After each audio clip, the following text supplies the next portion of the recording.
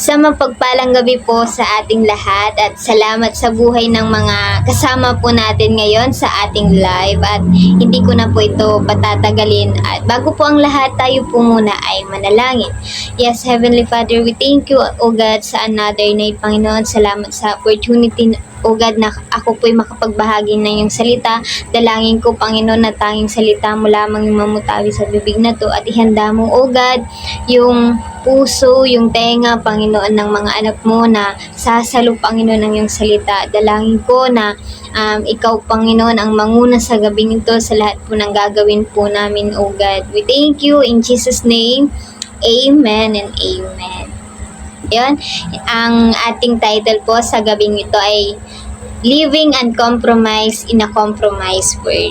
At ang ating text po ay mababasa po siya sa Romans 12, chapter 12, verses 1 to 2. Sabi po rito, therefore, I urge you, brothers and sisters, in view of God's mercy, to offer your bodies as a living sacrifice, holy and pleasing to God. This is your true and proper worship. Verse 2, do not conform to the pattern of this world, but be transformed by the renewing of your mind. Then you will be able to test and approve what God's will is, His good, pleasing, and perfect will. So, ano nga po ba ang ibig sabihin ng uncompromised?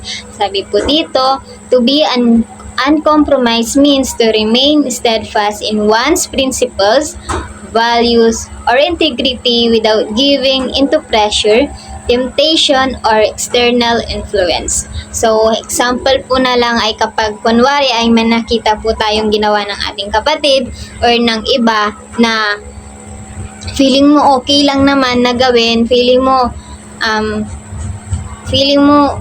masaya namang gawin, pero alam mo namang mali, ay hindi mo na gagawin kasi nga alam mong mali. Amen. Alam mo na hindi ito yung tamang gawin, kaya hindi mo siya gagawin. At alam po natin na ang mundong ginagalawan po natin ay full of temptations. Amen.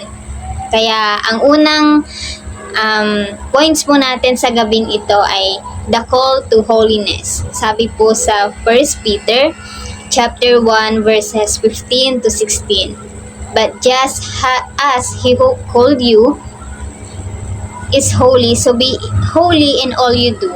For it is written, be holy because I am holy. Maraming tao po ang magagalit po sa atin kapag sinabi po natin ito. Amen. Maraming tao ang pagtatawanan tayo. Tama, kapag gagawin mo yung bagay na to. Amen. Pero kapatid, gawin mo kasi ito yung tama. Kahit napagtawanan ka man nila, lait-laitin ka man nila, amen. Gawin mo kasi yun yung alam mong makakalugod sa Panginoon. Kung maalala po natin yung kwento ni Noah, Noah found a favor from the Lord because he is righteous. Hindi siya tumulad sa mga ginagawa ng mga taong nasa paligid niya. Amen. Kahit na mag-isa na lang po niya na gumagawa ng tama, ay nagpatuloy siya. Kaya nga po laging sinasabi sa atin na huwag tayong makiayon sa mundong ito dahil ang mundong ito ay puno ng kasalanan. Amen. Yes, tao pa rin po tayo, magkakasala at magkakasala pa rin. Pero naway hindi na po ito intentional. Hindi na po intentional yung paggawa natin ng kasalanan. Kasi magkaiba po ang sinasadya sa hindi sinasadya. At magkaiba rin po ang malaya sa kasalanan sa malayang gumawa ng kasalanan. Pinalaya na po tayo at bilang malaya, we need to live in holiness. Amen. Kahit na ano man yung sabihin nila, ano man yung marinig mo, kahit na pagtawanan ka man nila, sabihin nilang banal-banalan, etc. Amen. Tandaan po natin, audience of one po tayo palagi. At pangalawang point po natin ay the cause of compromise. Sabi po sa James chapter 4 verse 4, you adulterous people, don't you know that friendship with the world means enmity against God? Compromising our faith for worldly gain distances us from God. Amen. Kung babasahin po natin ang ating Biblia, makikita natin na ilan sa character sa Bible ang nag-compromise ng kanilang faith. Amen. Una na po dyan si Haring Solomon. Amen. Na pinili ng Diyos at binigyan ng karunungan, pero napalayo sa Panginoon nang siya'y magpakasal sa mga banyagang babae na sumasamba sa mga Diyos at nagtayo ng mga altar para sa kanilang mga Diyos na naging dahilan kung bakit nagalit si Lord. Amen. Pangalawa po ay si Haring Saul na unang hari ng Israel na napalayo. Napalayo rin po sa Diyos dahil sa kanyang pagsuway at ipinakita niyang mas takot siya sa mga tao kesa sa Panginoon na kanyang pinaglilingkuran. Amen. Pangatlo, si Samson na binigyan ng lakas upang maprotektahan ang Israel. Si Samson ay napalayo sa Diyos dahil sa kanyang mga hindi tamang desisyon, amen, at relasyon kay Delilah. Dahil sa kanyang pag-compromise at kapabayaan, nawala ang favor ni Lord sa kanya at ang kanyang lakas. And lastly po, si Judas Iscariot. Siya ay napalayo sa Diyos nung time na ipinagkanulo po niya si Jesus kapalit ng 30 pirasong pilag. Amen. At alam po natin yung mga kwentong ito, tama. Kaya naway sa ating pagpapatuloy, sa ating paglilingkod sa ating Panginoon, naway maging tulad po tayo nila Shadrach, Meshach, at Abednego, who stand up for their faith. They remain firm in faith. Amen. Alam po natin yung kwentong to na nagpatayo po si King Nebuchadnezzar ng gintong rebulto, amen, para sambahin ng mga tao. Pero yung tatlong ito, kahit na ang lahat ay lumuhod na sa harap ng rebulto, kahit na sinabi nung hari na lumuhod sila, ay nanindigan pa rin yung tatlo, amen. Nanindigan sila sa tama. At naway kahit anuman sabihin ng iba at maging kapalit, ay huwag po natin ipagsasantabi yung pananampalataya na meron po tayo, amen. Huwag po nating sabihin na, ay, okay lang kasi andyan na, tawag dito, grabe naman yung grace ng Lord, mapapatawad naman niya ako. Amen. Huwag po nating abusuhin yung grasya ng Panginoon. Amen. Manindigan po tayo sa tama. Kung alam mo namang mali, huwag mo nang gawin. No, antayo mo na nasakitan si Lord, wag na nating gawin, tama. Kung alam natin na masasaktan natin si Lord, lagi naman po sa ating sinasabi na okay lang makisama, tama, basta huwag po tayong makisama. Kumon si katayo may mangguyir at si karapa palapit kay Lord, hindi po tayo yung maguguyit po nila palayo kay Lord.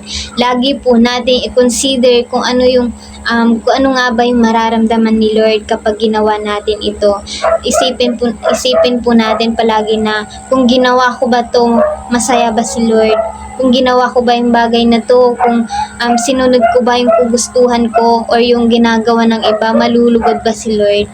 Amen. Lagi po nating tanungin yung sarili natin kung yung gagawin po ba nating action at yung kung ano man yung sasabihin natin, ganun, tanungin po natin or i-consider po natin kung ano yung mararamdaman ni Lord at kung ano yung kalooban niya. Amen. Kasi hindi lahat ng uso ay tama at hindi rin po lahat ng masaya ay tama at hindi lahat ng masaya ay nakakalugod sa Panginoon. Lastly, ang last point po natin, the reward of uncompromised living. Sabi po sa Matthew chapter 5 verse 10, "Blessed are those who are persecuted because of righteousness, for there is the kingdom of heaven." Alam po ni Lord na hindi madali dahil marami po tayong maririnig sa paligid natin, tsaka pagtatawanan po tayo at maaring layuan din po tayo ng mga taong nakakasama natin, tama, dahil mas pinipili natin kung ano yung tama. Pero kapatid, huwag kang mapagod na gumawa ng tama. Huwag kang magsawa.